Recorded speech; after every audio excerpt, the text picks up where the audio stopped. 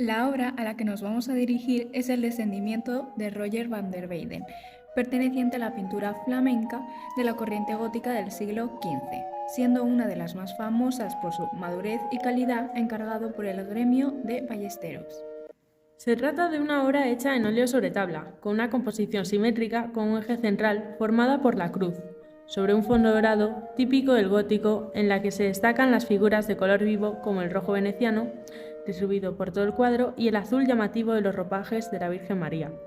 Al comparar las manos de María y Jesús, podemos apreciar la diferencia de tonalidades en el cuerpo esmayado de la Virgen con el cuerpo de Jesús, con una palidez total.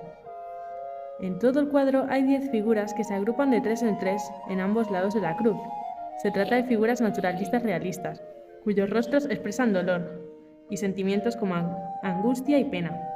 En la obra se utiliza pincelada muy precisa, característica de la pintura flamenca, que permite diferenciar las diferentes texturas de los ropajes como en Nicodemo, y nos muestra detalles como la lágrima de María de Clofás. Cabe destacar que no encontramos nada de perspectiva, ya que todos los personajes están en primer plano. No obstante, existe una pequeña alusión al paisaje, elemento típico de la pintura flamenca, en el que se encuentran pequeñas plantas, un hueso y una calavera. Respecto a su iconografía, por la tradición cristiana, los restos de la calavera pertenecen a Adán. El tema que vemos representado en esta composición es el descendimiento de Cristo, un tema religioso que era típico de la pintura flamenca, en la que se aprecia cómo Cristo es bajado de la cruz. La crucifixión de Cristo tuvo lugar un viernes en el Monte Calvario, en el que se celebraban las ejecuciones capitales.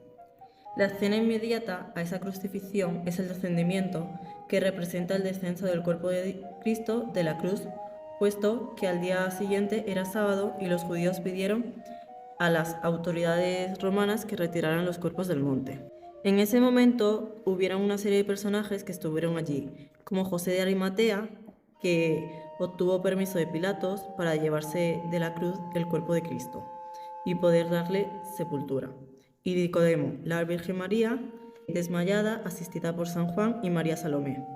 María de Clofás, inmersa en un gran llanto, y María Magdalena con un cinturón que simboliza la virginidad y la pureza.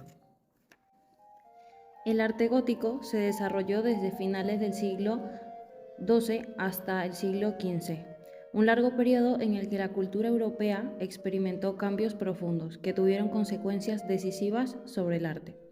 Entre los siglos XI y XII, el campo se había vuelto más productivo y se había reanimado el comercio. Las ciudades comenzaron a recuperarse y en la época del gótico comenzó a surgir un nuevo grupo social, llamado la burguesía. Aumentó su protagonismo por sus actividades comerciales y financieras que los convirtió en clientes. Sus gustos influyen en el arte, como en la importancia del retrato, en intereses por todo lo que rodea al hombre, que se manifiesta en el detallismo y en la minuciosidad en la representación de objetos. En el caso de este cuadro, se observa este gusto por la vestimenta. Renació el interés por las cosas terrenales, placer, refinamiento y el arte. Se centra más en la observación directa de la naturaleza. Se desarrolló la ciencia y en cierto modo comenzó a forjarse el espíritu moderno.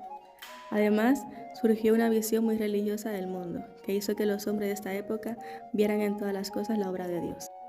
Así, por ejemplo, los pintores flamencos reproducen plantas, objetos o personas, pero también con un arte trascendente y sagrado.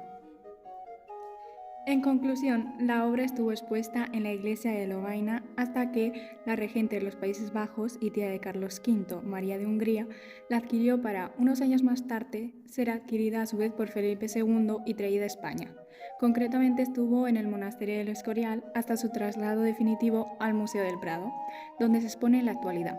Se trata de una de las mejores obras no solo de Van der Weyden, sino de la escuela flamenca del siglo XV.